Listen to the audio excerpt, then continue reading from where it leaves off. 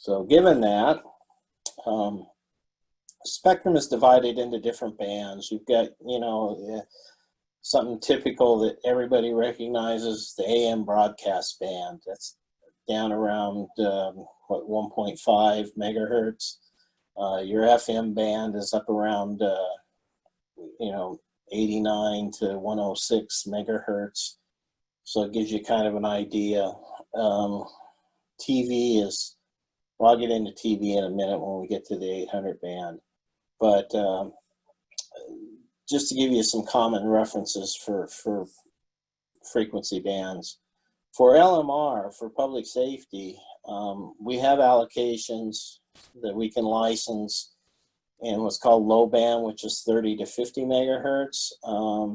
It's not as popular as it used to be for some good reasons, but it's still used. It's still, in fact, there's a lot of licenses still out there, and people are using it for different things. Probably the biggest use is by the California Highway Patrol. They use it in their cars because they're traveling our remote roads and things, and low band has good propagation over very long distances, so they don't have to have as many radio sites.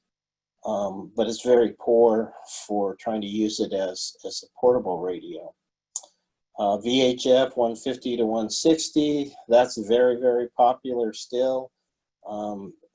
It's the primary band when you look to the fire service and wildland fires. Even, I don't know, at least in Southern California, of any of the fire people whose day-to-day operations may be on UHF or T-band or 7 or 800 megahertz that don't also have a VHF radio in there.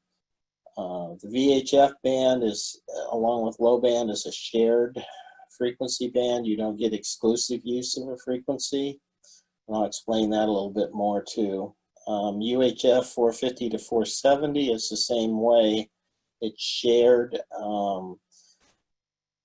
And when we get into the coordination, I'll give you a little bit more of an idea of what that means. But the T-bands is where they start letting you have, if you have enough loading, exclusive use to a channel in a given geographical area. It doesn't mean it's yours throughout the United States. It's yours over a given radius for a location around your base stations. And of course, as we mentioned in the meeting, T-band is subject to being auctioned off. We don't know what exactly is going to happen, but one of the big problems right now is, of course, is that everything is frozen, so it's hard to make modifications to your license. And I ought to back up because I didn't mention VHF is a real nice, why it's so popular with fire is it has good coverage, mobile to mobile between units, but you can also effectively use portable units. UHF is similar, probably not quite the range that VHF has, particularly mobile to mobile, but it's still good. Then I'll skip up to 700 megahertz. This is our newest LMR band. We worked really hard for that.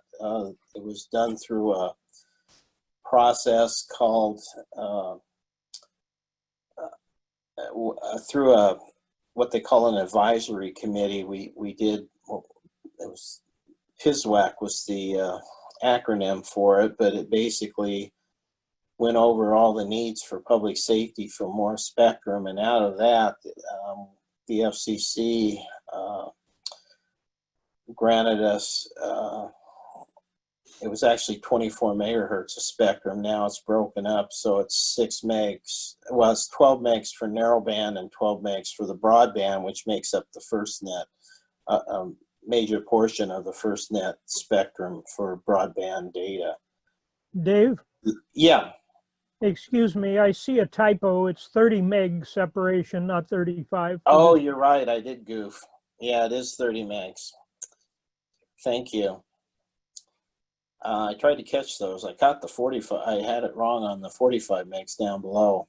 But anyway, this band,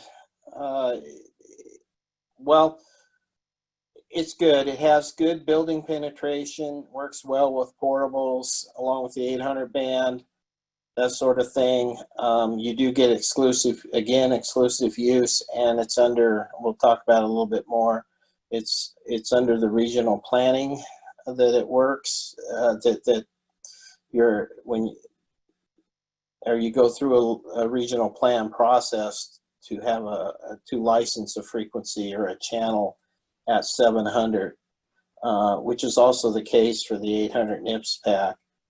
And I think this is a good point. I was also going to mention about TV spectrum.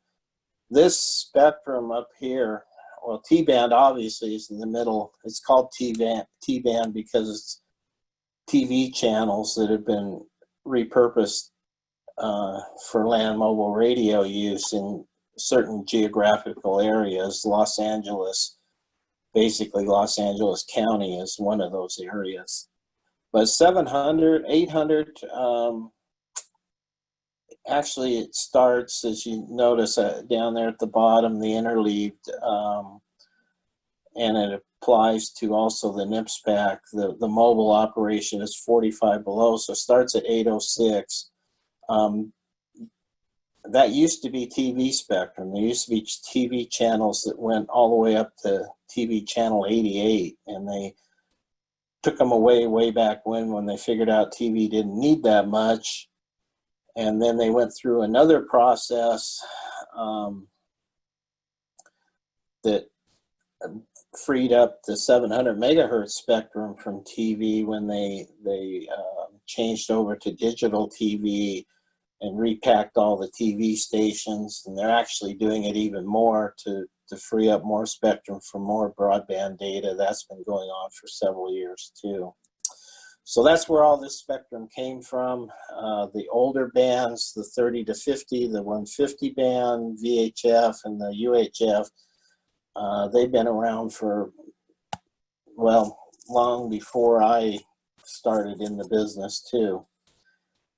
So that kind of gives you an idea of the bands that you would normally license your LMR channels in, or that you would be operating in as an agency. So let's talk about it, actual licensing.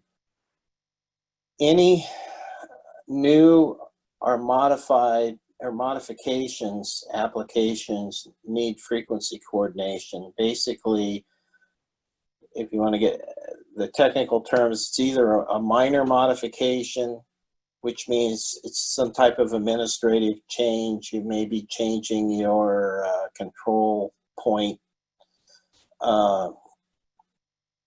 address, or you're changing your point of contact or your mailing address or things like that. Those are minor and they don't have to go through frequency coordination. But pretty much anything that touches on the technical aspects, power, a frequency change, antenna heights, all that good stuff has to go through frequency coordination. Frequency, when I started out, when you filled out an application, it was totally manual. It was a carbon copy type thing that very simple form that you put in your information and you mailed it off to the FCC or to the coordinator. I don't even remember how the process worked then, but it went through. It did go through frequency coordination. It's been around for years. I can remember the first time Jerry Campbell, who hired me on at the county, took me down to a CPRA meeting that was in San Diego. This was in probably 1973 or 74. I don't remember exactly. And Jerry was heavily involved with frequency coordination, obviously representing the county, but he was also the fire frequency coordinator at that time. And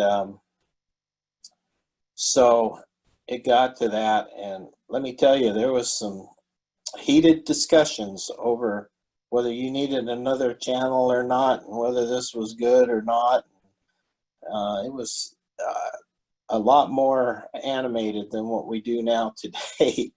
And a lot of that has to do with how it's changed now and it's been centralized, because there are, as you see in the second bullet, there's 4 different public safety coordinators, APCO. And when we do frequency coordination here as a chapter, we're actually representing either the applications that are being coordinated by APCO, or what they call inter-service coordination, where we're taking a look at what's being done by the other 3 coordinators.